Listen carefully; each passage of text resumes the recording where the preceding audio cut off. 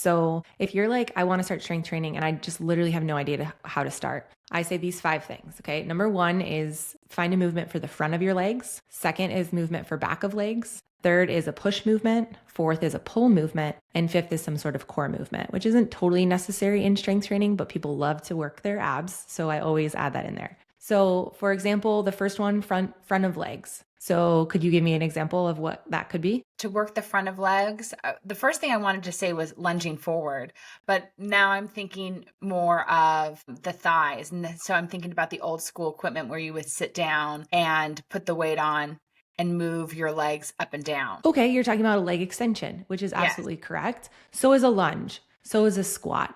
Like any sort of basically almost a lot of knee dominant movements are your front of legs, which are your quadriceps. Those are those Got big it. muscles in the front of the legs. So that's a great example. Let's just call it a squat. That's our first movement. The second movement is the back of legs. Now that is everything from your calves, your hamstrings, all the way up to your glutes. So could you give me an example of that one? I'm trying to figure out the proper word to describe it, but that would be if I'm in like cat and dog position, stretching out on my yoga mat and then choosing to lift one leg straight up over and over and over again. Cool. Okay, so you're in a like a tabletop position, Yes. like for cat cow. Cool. And then you're Yes. lifting your back leg. Yes. Awesome. That's a great example. Another one from there could be even be a glute bridge.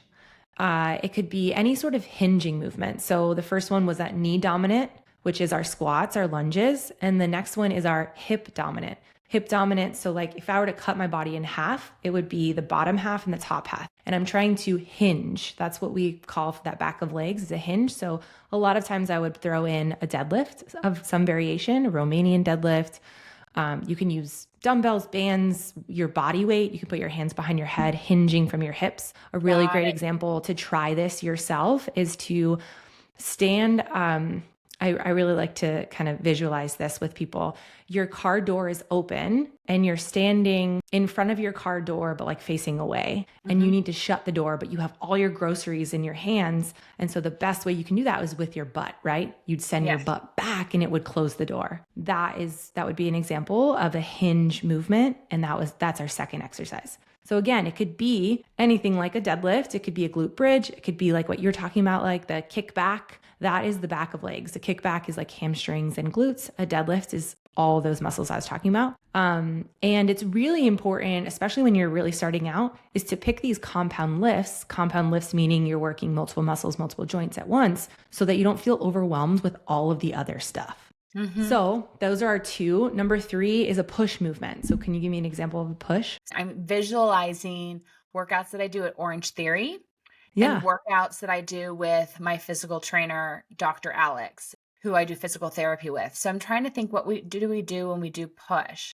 I'm thinking about all the pulls. I guess push could be a push up or when I'm on a TRX wrap and I'm doing the same kind of push up, but leaning more towards in the air. It could Yes. also be throwing a medicine ball down and picking it up. Love it. Yeah, that's great. Awesome.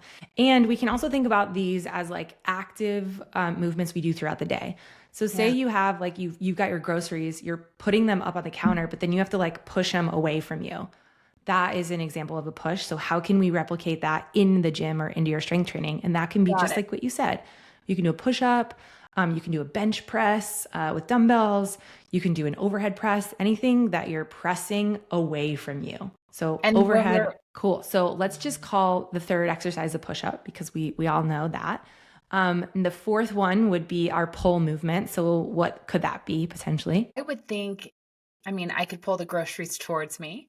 Yeah. I could pick up the weights on the floor and pull them up towards my chest. Okay. Pulling up your pants, even. That's like a pull movement, right? So any sort of pull we can replicate with a row. So that's our fourth exercise. And then the fifth could be core. And really, like, Whitney, what is your favorite core exercise? I mean, it would be just being on my yoga mat and doing sit ups. It would be using a ball and sitting on a ball and doing sit ups there.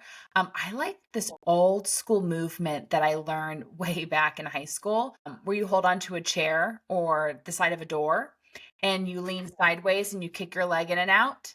Does that make sense? And Oh, you okay. I really can see tighten it. your abs. Um, Yeah.